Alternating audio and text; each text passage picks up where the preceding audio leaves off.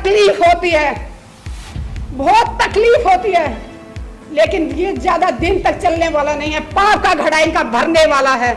आंसू तो ये लोग हैं जो दिखावा करते हैं, मुंह में लड्डू खिलाते हैं सैनिकों के और पीठ में छुरा घूंपते हैं। अपील करती हूँ, जाति में ना बटे, धर्म में ना बटे। सबसे बड़ा धर्म है इंसानियत। इंसान बन के जियो, इंसानियत सबसे बड़ा धर्म है। देश के सैनिकों के लिए एक ही बात कहूंगी, मुझे भारतीय सैनिकों के ऊपर गर्व है और मैं गर्व करती हूँ कि मैं एक भारतीय सैनिक की पत्नी हूँ और एक किसान की बेटी हूँ। और जिसने कारगिल में अपना खून बहाया, दुश्मन से लड़ाई लड़ी, उसकी पत्नी को भी इन्होंने नंगा करके घुमाया। शर्म आनी चाहिए, सत्ता में बैठे लोगों को शर्म आनी चाहिए, और खासकर जिस पार्टी की महिलाओं को शर्म आनी चाहिए। देश सुरक्षित हाथों में है, सो जाइए आंख बंद करके। अरे मणिपुर में जो हुआ उसको देख के कोई बहन सोई है क्या? हमें वो ऐसे लग रहा था कि वो हाथ जो छू रहा था उसके योनि को, वो हमारी योनि तक पहुंच रहा था। दिल रो रहा था कि उस हाथ को काट के फेंक दें। बहुत देर तक इन्होंने धर्म के नाम पे लड़ा लिया, जाति के नाम पे लड़ा लिया, बट अब देश जाग चुका है। ऐसी हालत करने की तैयारी कर रखी है देश की सरकार ने। और प्रधानमंत्री जी कब तक भागोगे देश के सवालों से? इनके सांसद जब भी कोई सवाल करता है, चाहे पीटी उषा मैम से मैंने सवाल किया था जंतर मंतर पे तो वो भाग गई थी, मीनाक्षी लेखी से बात की तो वो भाग गई थी, जिससे भी सवाल करते हैं वो भाग रहे हैं। आज देश का बच्चा बच्चा जाग चुका है, प्रधानमंत्री जी से सवाल पूछेगा।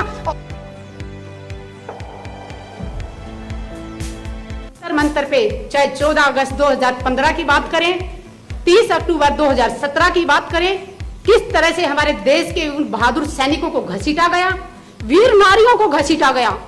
डबल वीर चक्र जिन्होंने पाकिस्तान का जहाज गिराया था 1965 में, 1971 में, उन डबल वीर चक्र विंग कमांडर नेब को घसीटा गया। वो चीज हमें जब तक जिंदा रहेंगे हमेशा याद रहेगी।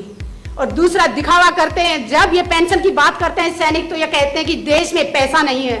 प्रधानमंत्री जी अपने लिए 8,000 करोड़ का जहाज खरीद सकते हैं, लेकिन देश के सैनिक अगर उनसे जहाज मांगते हैं कि उनको खतरा है रोड से जाने से, तो पुलवामा जैसी घटना करने पे मजबूर किया जाता है सैनिकों को।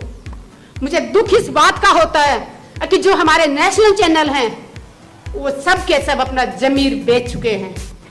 मैं उनसे पूछना चाहती हूँ, मोदी जी सदा कुर्सी पे नहीं रहने वाले, जिस दिन वो कुर्सी से चले जाएंगे क्या तुम्हें लगता है तुम चैनल ढंग से चला पाओगे?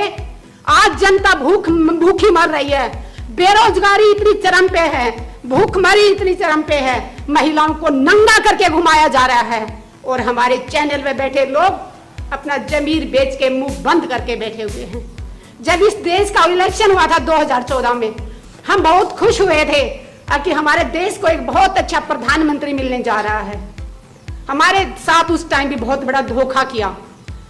हम चेहरा देख रहे थे मोदी जी का कि देश को ये चलाएंगे, इनकी अच्छी अच्छी बातें सुन के हम बहुत खुश हुए थे कि हमारे देश का बहुत भला होने वाला, लेकिन पूरे देश के साथ इतना बड़ा धोखा होगा ये हमने नहीं सोचा था। चेहरा प्रधानमंत्री मोदी जी का दिखाया गया और देश कौन चला रहा है? अडानी अंबानी, जिनको हम जानते भी नहीं थे चेहरे से। जो गांव की औरतें हैं वो तो जानती भी नहीं थी, लेकिन आज प्रधानमंत्री जी ने ये साबित कर दिया कि वो सबसे कायर प्रधानमंत्री जी हैं। दुख होता है जब सैनिकों के नाम पे वोट मांगने जाते हैं। पुलवामा इनकी कमजोरी के कारण हुआ। इंटेलिजेंस का कान और आंखें बंद करके सोया हुआ था। अगर वो ईमानदारी से अपना काम नहीं कर रहा था तो सरकार क्या कर रही थी? और अगर इंटेलिजेंस ने अपनी रिपोर्ट दी थी तो वो किसको दी थी? और उसके बाद सरकार में बैठे लोगों ने संज्ञान क्यों नहीं लिया उस पे? क्यों नहीं? जब उनको पता चल गया था कि इस रास्ते से जाने से विस्फोट हो सकता है, तो जिसने भी एयरलिफ्ट से जाने से मना किया, परमिशन देने से मना किया, उसका नाम देश के सामने आना चाहिए। देश की जनता जाग चुकी है। बहुत देर तक इन्होंने धर्म के नाम पे लड़ा लिया, जाति के नाम पे लड़ा लिया, बट अब देश जाग चुका है। देश के समझ में आ गया है, अगर आप भी नहीं बोले तो हम बोलने लायक ही नहीं रहेंगे। ऐसी हालत करने की तैयारी कर रखी है देश की सरकार ने कि हम सिर्फ दो टाइम की रोटी मांगने के लिए हाथ फैलाएं, ताकि हम अपने हकों की आवाज ही ना उठा सके। जवान शहीद होते हैं उस दिन उसके घर में खूब सारे लोगों का आना जाना सुबह से शाम तक, लाइन लगी रहती है, लेकिन उसके बाद उस विधवा को अपना जिंदगी कैसे बसर करती है, किस तरह अपने बच्चों को पढ़ाती है, ये देखने वाला कोई नहीं होता।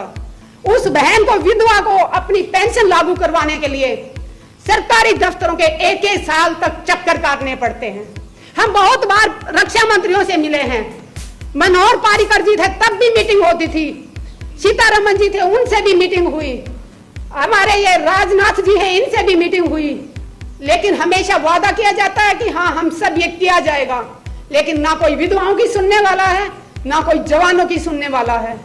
और जवान विधवा की बात मैं इसलिए कर रही हूं, मैंने उन वीर नारियों को बहुत नजदीक से देखा है, मैंने उन वीर नारियों की बहुत तकलीफ देखी थी, तभी मैं जंतर मंतर पे माँ बाप की कसम खा के धरने पे बैठी थी जन सतवीर के साथ। आप में से शायद कुछ लोग जानते भी होंगे, मैं 1 मिनट लेके अपना बताना चाहूंगी।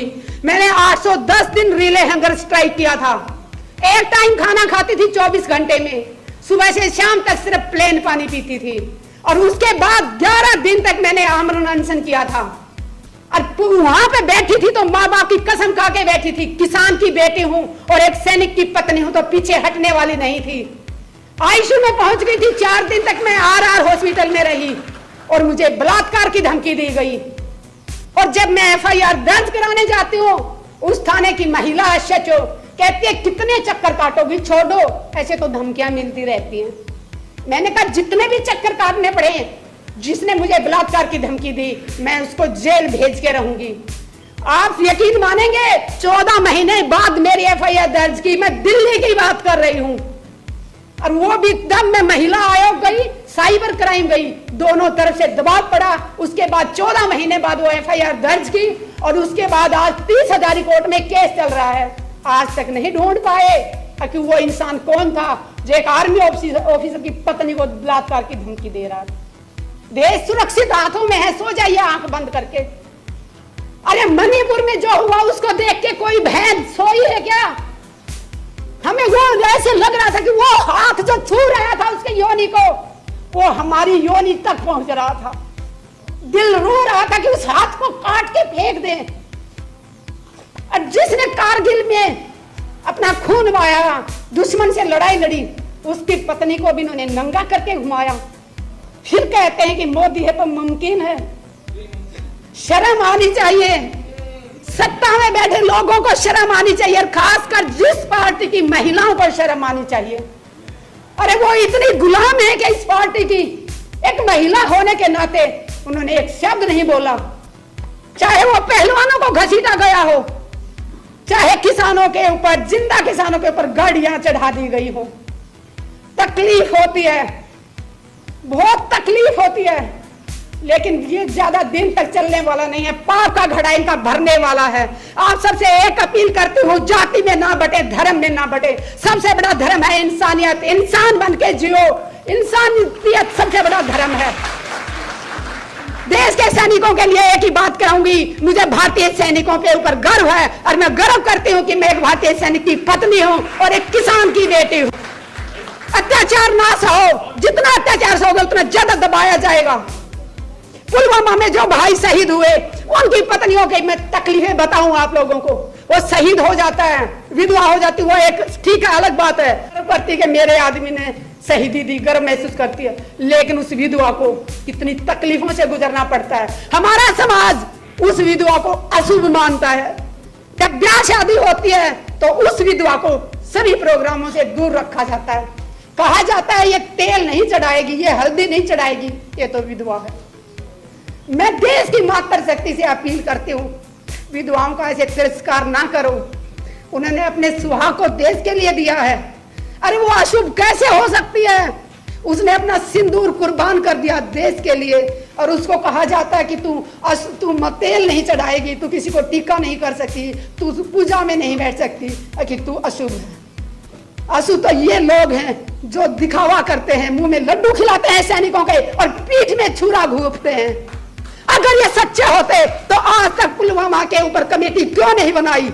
अगर बनाई है तो उसमें कौन कौन सदस्य हैं, और वो जांच कहां तक पहुंची? पूछता है भारत प्रधानमंत्री जी से। और प्रधानमंत्री जी कब तक भागोगे देश के सवालों से? इनके सांसद जब भी कोई सवाल करता है चाहे पीटी उषा मैम से मैंने सवाल किया था जंतर मंतर पे, तो वो भाग गई थी। मीनाक्षी लेखी से बात की तो वो भाग गई थी। जिससे भी सवाल करते हैं वो भाग रहे हैं। आज देश का बच्चा बच्चा जाग चुका है, प्रधानमंत्री जी से सवाल पूछेगा, और आज नहीं तो कल प्रधानमंत्री जी को देना होगा, जवाब देना होगा। जय जवान जय किसान।